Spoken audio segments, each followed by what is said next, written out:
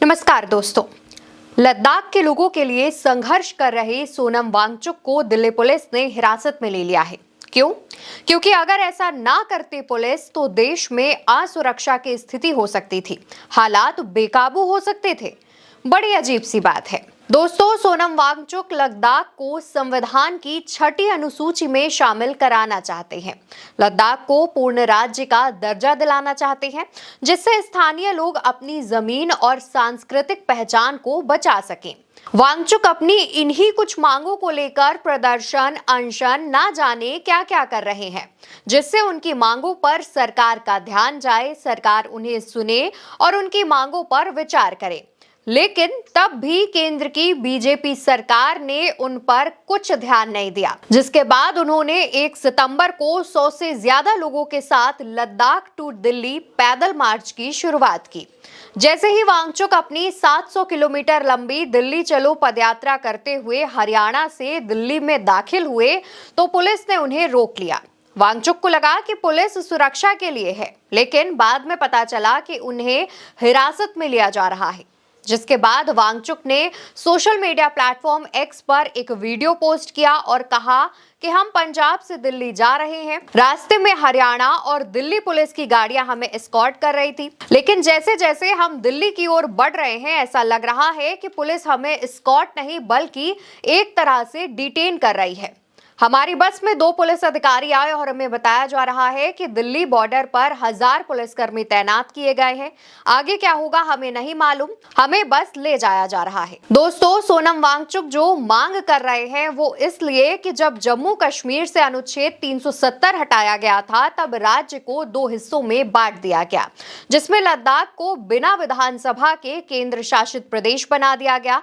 इससे वहां का विशेष दर्जा खत्म हो गया। बीजेपी ने भी साल 2019 के अपने चुनावी घोषणा पत्र में और पिछले साल लद्दाख हिल काउंसिल के चुनाव में लद्दाख को राज्य का दर्जा और 6ठी अनुसूची में शामिल करने का वादा जनता से किया था। अब वादा किया था तो जनता को बीजेपी से उम्मीदें थी, लेकिन हुआ इसका उल्टा। वांगचुक ने मार्च में भी हड़ताल की, लेकिन केंद्र की बीजेपी सरकार की तरफ से कुछ भी नहीं किया गया। इस पर लोगों की नाराजगी भी है। इसके अलावा आंदोलन का एक और कारण केंद्र सरकार की नए जिले बनाने की घोषणा है, जो 26 अगस्त को की गई थी। वहीं जब वांगचुक को हिरासत में लेने के बाद दिल्ली पुलिस ने बताया कि वांगचुक दिल्ली बॉर्डर पर रात बिताना चाहते थे। दिल्ली में 5 अक्टूबर तक धारा 163 लागू है और पैदल मार्च कर रहे लोगों को वापस जाने के लिए कहा गया था।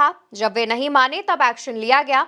इसके बाद लद्दाख सांसद हाजी हनीफा भी वांगचुक से मिलने पहुंचे तो दिल्ली पुलिस ने उन्हें और उनके समर्थकों को भी हिरासत में लेकर नरेला पुलिस स्टेशन भेज दिया था।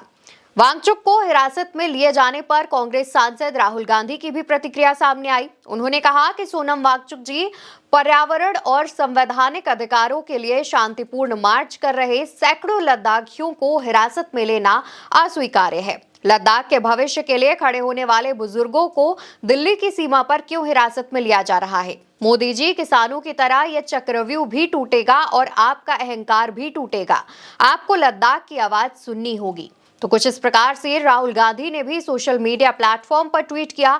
इसके अलावा आप नेता और दिल्ली की मुख्यमंत्री आतिशी भी वांगचुक से मिलने के लिए पहुंची, लेकिन उन्हें मिलने नहीं दिया गया, जिस पर आतिशी ने विरोध भी जताया और कहा कि चुनी हुई सरकार की प्रतिनिधि दिल्ली की मुख्यमंत्री को सोनम वांगचुक से मिलने नहीं दिया जा रहा है।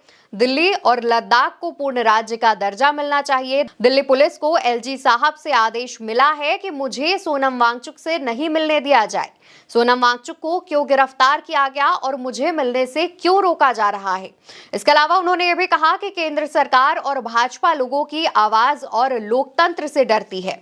मैं दावा कर रही हूं कि दिल्ली से एलजी राज खत्म होगा, लद्दाख से एलजी राज खत्म होगा और केंद्र से भी भाजपा का राज खत्म होगा। तो वहीं सपा राष्ट्रीय अध्यक्ष अखिलेश यादव ने भी ट्वीट करते हुए कहा कि जो लोग शांति से डरते हैं वो लोग अंदर से डरे हुए होते हैं। भाजपा सरकार पर्यावरण रक्षक और लद्दाख हितैषी सोनम वांगचुक जी की शांतिपूर्ण दिल्ली यात्रा को बाधित करके कुछ भी हासिल नहीं कर सकती।